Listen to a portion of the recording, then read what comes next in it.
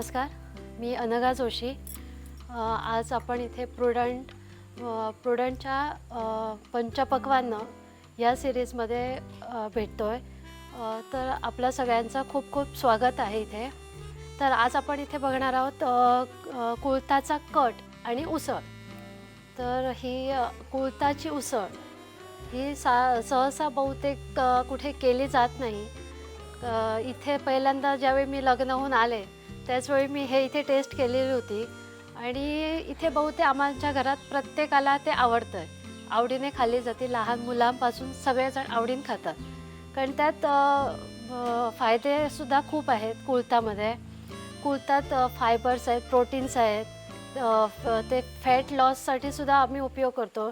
Even ज्यावेळी urine इन्फेक्शनसुद्धा होतं त्यावेळी आपण ते कुळथाचं वरचं पाणी असतं ते सुद्धा पिऊन आपलं युरिन इन्फेक्शनला ते फायदेशीर आहे। त्यामुळे त्याचे असे खूप गुणधर्म आहेत। त्यामुळे सहसा ही खेड्यात जास्त अशी केली जाते उसळ।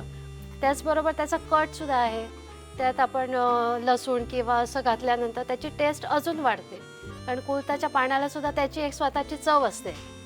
त्यामुळे त्याचासुद्धा लहान मुलांना असं वरचं पाणी काढून, तान्ही बाळं असतात त्यांनासुद्धा दिलं तरी ते उपयुक्त ठरतं। जरी ते गुणान उष्ण असलं तरी पण ते फायदे ते भरपूर आहेत। आपण ते पावसाळ्यात किंवा थंडीच्या दिवसात जास्त वापरलं तर आपल्याला त्याचे जास्त फायदे मिळतात। इवन ते पौष्टिक आहेत। जे वजन कमी कोणाला करायचं असेल त्यांनी भरपूर उसळ खावी त्याची, किंवा तो कटसुद्धा असा पिला तरी त्याचे बऱ्यापैकी तुम्हाला गुण येऊ शकतो।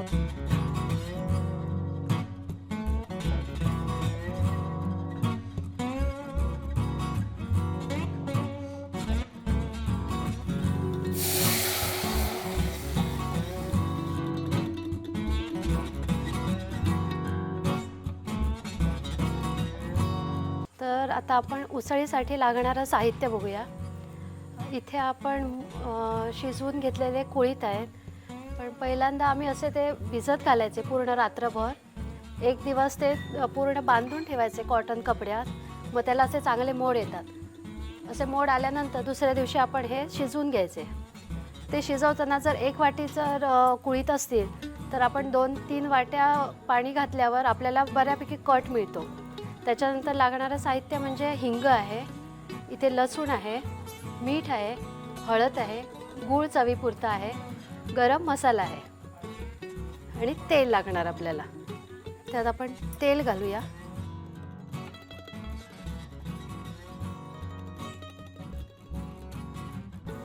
यात आपण आता 2 मोठे चमचे तेल घातलेलं आहे। हे जे आपण प्रमाण घेतलं आहे ते 5 ते 6 माणसांसाठी आरामात पुरतं। तेव्हा आता तेल गरम झाल्यानंतर त्यात आपण हिंग घालूया चवीपुरता। हिंग वापरल्यामुळे पचनासाठी चांगला असतो हिंग। आता त्यात थोडी हळद घालूया।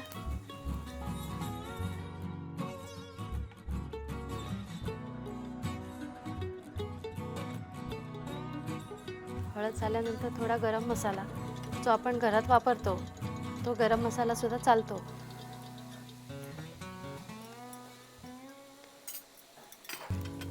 मसाला घालून झाल्यानंतर आपण जे मोड आलेले शिजवून घेतलेले कुळीथ आहेत ते त्यात घालायचे।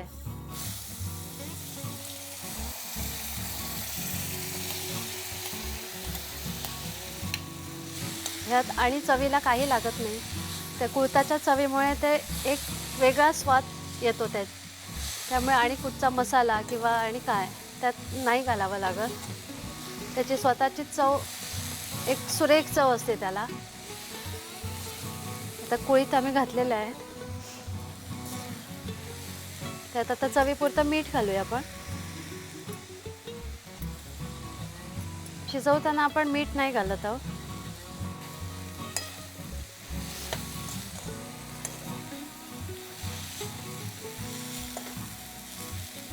चवीपुरता गूळ,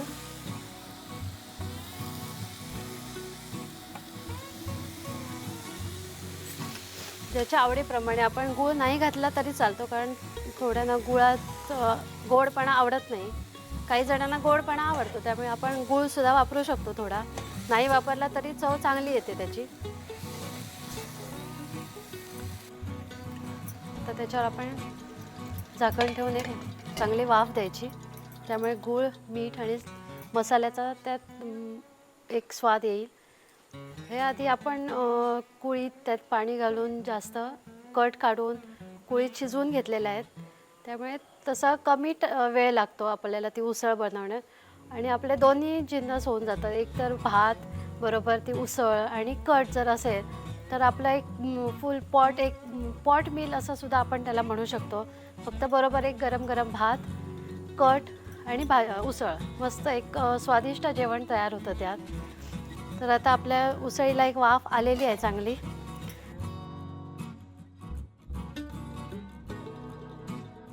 आता त्यात आपण हे जे खोबरं आहे ते घालून घेऊया. खोबरं घालणं म्हणजे गोवेकरांचा आमचा आवडीचा विषय म्हणजे खोबरं आहे. प्रत्येक भाजी असो किंवा आमटी असो, खोबरं घातलं की एक वेगळाच आनंद मिळतो. आपलं जेवण त्यात पूर्ण झालं असं वाटतं. त्यामुळे खोबरं हे आमच्या गोवेकरांना हवंच हवं. कशातही भाजीला वरून खोबरं घातलं की आमची भाजी रेडी असते. त्यामुळे खोबरं हे मस्ट वापराच. तर आपली इथे 2 मिनटात उसळ रेडी झालेली आहे. त्याला अजून एक वाफ येईपर्यंत आपण कट कसा करावा ते बघूया. तर कटासाठी लागणारं आपण साहित्य बघून घेऊया. हे आपण उसळ ज्यावेळी कुळीत शिजवून घेतलेले ते एक्स्ट्राचं पाणी होतं, तो कट आहे हा. आणि हे आपण रस काढला आहे, त्यात थोडं खोबरं, सुकी मिरची आणि लसूण हे सगळं आपण त्या वाटणात घातलेलं आहे. ते वाटून झाल्यानंतर हा वस्त्रगाळ करून घेतलेला रस आहे. जसं आपल्या आवडीनुसार तिखट जास्त कमी जास्त तुम्ही करू शकता. तर आता आपण कट पुढे सुरू करूया. 2 चमचे तेल घालूया कढईत.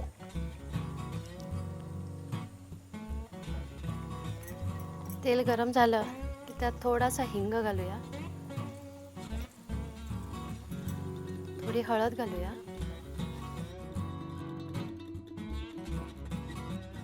आणि जो कट काढून ठेवलेला आहे तो घालायचा आहे.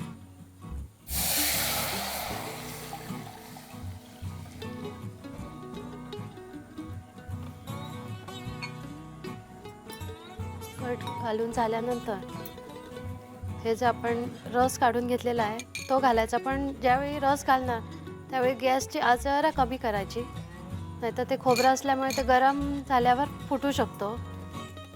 तर आपण रस पण घालून घेऊया त्यात.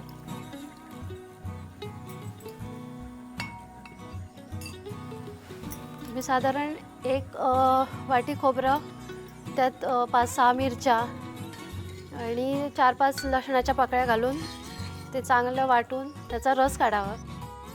त्यामुळे असं त्याला एक वेगळा टेक्स्चर येतो रस काढून घातल्यानंतर. आता त्यात आपण चवीला मीठ घालायचं आहे. आपली उसळ पण एका बाजूला तयार झालेली आहे. त्यात आपण गॅस बंद करूया. आता कट इथे उकळी एक आली, पण जास्त पण उकळी द्यायची नाही त्याला, कारण उकळी दिल्यानंतर तो जो खोबऱ्याचा रस असतो तो पाणी आणि रस वेगळा होऊ शकतो. त्यामुळे थोडंसं उकळी आली, जरा गरम झालं की बंद करायचा गॅस.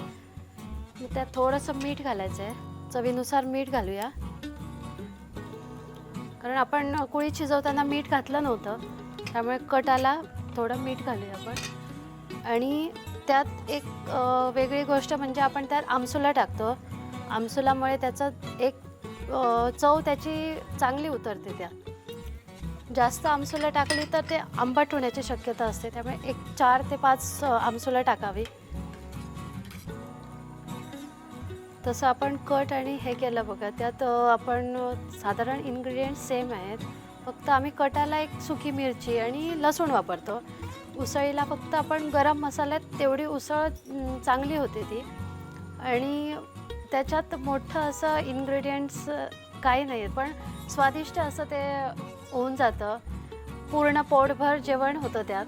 त्यामुळे मुद्दाम हे कट, सर्दी किंवा असं ताप आलेला असेल तर आपण कट काढावं, त्यात मीठ घालायचं आणि छान गरम गरम प्यायचा. त्यामुळे सर्दीपासूनही आराम मिळतो त्याच्यात. कटाला पण उकळी येत आलेली आहे. त्याआधी आपण गॅस बंद करूया, नाहीतर ते फुटण्याची शक्यता असते. तर हे आपण कट आणि उसळ जे करतो ते आपल्या मिनिमम 15 मिनटात आपलं जेवण तयार होतं. एकीकडे भात गरम गरम, उसळ आणि कट, हे आपलं पूर्ण ताट 15 ते 20 मिनटामध्ये तयार होतं आहे.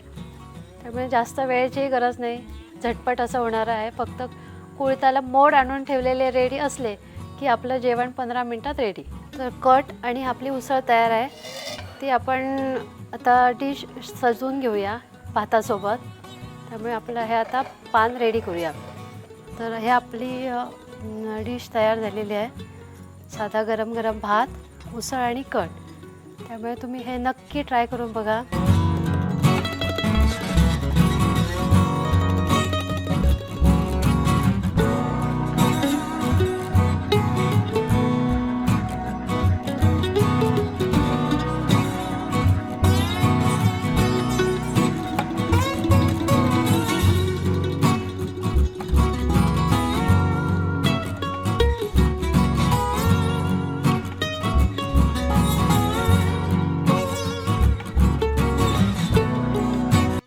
नक्की आवडेल तुम्हाला याची टेस्ट. आणि याची रेसिपीची लिंक खाली डिस्क्रिप्शन बॉक्समध्ये दिलेली आहे. त्यामुळे असं आता सात्विक खा आणि स्वस्थ राहा.